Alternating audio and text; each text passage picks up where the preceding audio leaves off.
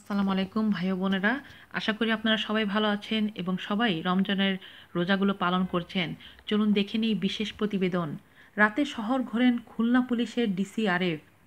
ইসলামের দ্বিতীয় খলিফা হজরত ওমর রাদিয়াল্লাহু তাআলা আনহু তার নাগরিকদের অবস্থা স্বচক্ষে দেখতে রাতের বেলা ছদ্মবেশে ঘুরে বেড়াতেন।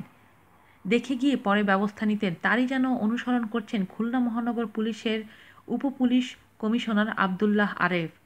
কেএমপি সদস্য সোনাডাঙ্গা মডেল, হরিণটানা ও লবণচড়া এই চার থানা নিয়ে দক্ষিণ জোনের দায়িত্বে থাকা আরেফ প্রতিদিন রাত ১২টার দিকে চার থানা এলাকার কোনো না কোনো রাস্তায় বের হন সাদা পোশাকে। একা একা ঘুরে বেড়ান আর পরিবেশ পরিস্থিতি পর্যবেক্ষণ করেন।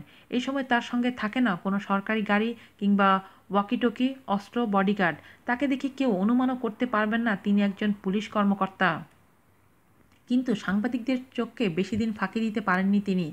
তার এই ছদ্মবেশে ঘুরে বেড়ানোর কথা চাউর হওয়ার পর তাকে চমকে দিতে তার যাত্রাপথে অবস্থান নেওয়া হয়। রবিবার ২৯শে মে দিবাগত রাত ১টার দিকে নগরীর কেডিএ আপ্রোচ রোড হয়ে পায়ে হেঁটে মসজিদ সরণির দিকে যাচ্ছিলেন এডিসি আবদুল্লাহ আরেফ। হঠাৎ করেই তার সামনে জ্বলে উঠে ক্যামেরার ফ্ল্যাশ। সঙ্গে সঙ্গে এগিয়ে আসেন তিনি।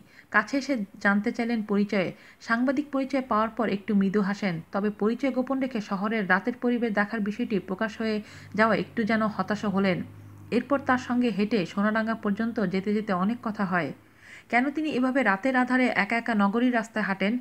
এডিসি আরেফ বলেন, বিভিন্ন সূত্রে অনেক কিছু জানতে পারি এটা ঠিক। তারপরও গুরুত্বপূর্ণ অনেক কিছুই আমি রাতের বেলায় নিজ চোখে দেখি। দু একদিন পর তা নিয়ে অ্যাকশনে যাই। কিছুদিন আগেও প্রতিদিন ভোরবেলায় খুলনা রেলস্টেশনের যাত্রীদের ব্যাগ, মোবাইল ফোন, টাকা-পয়সা ছিনতাই হতো। একথা উল্লেখ করে এই পুলিশ কর্মকর্তা বলেন, বিষয়টি আমি জানার পর প্রায় ১ সপ্তাহ ভিন্ন ছদ্মবেশে ওইসব স্থানে ছিলাম। দু একটি ছিনতাইয়ের ঘটনা খুব কাছ থেকে দেখেছি। এরপর ছিনতাইকারী চক্রের পুরো গ্যাং শনাক্ত করে তার প্রধানকে ধরে ফেললাম।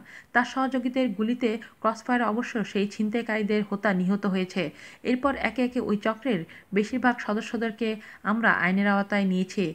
মাগুরা সদরের ফুলবাড়ী এলাকার বীর মুক্তিযোদ্ধা আমিরুল ইসলাম ফরহাদের ছেলে আবদুল্লাহ আরেফ বলেন, বাবার আদর্শ ধারণ দেশের জন্য কিছু করতে চান আর এজন্যই নিচ্ছেন নানা উদ্যোগ। রাত ২টায় রাস্তায় হাঁটাহাঁটি শেষে সোনাডাঙ্গা আবাসিক এলাকার উপপুলিশ কমিশনার কার্যালয়ের সামনে যান আরেফ। এরপর নিজের ওয়াকিটকি নিয়ে শুরু হয় চার থানায় ওসিদের সঙ্গে সার্বিক অবস্থা নিয়ে আলাপ। নিজেদের থানার প্রতিটি অলিগলিতে পেট্রোল ডিউটি জোরদার, কোনো ধরনের অপ্রীতিকর ঘটনা যেন না ঘটে সেজন্য সবাইকে কয়েক দফা সতর্ক করেন তিনি। রাতের আঁধারে শহরের অবস্থা ঘুরে দেখার গোপন মিশন ফাঁস হয়ে যাওয়ায় তিনি দমে যাবেন তা নয়। নানা রূপে নানা বেশে তার এই পর্যবেক্ষণ চলতেই থাকবে বলে জানান উপপুলিশ কমিশনার আবদুল্লাহ আরেফ। আজ এই পর্যন্তই। আল্লাহ হাফেজ।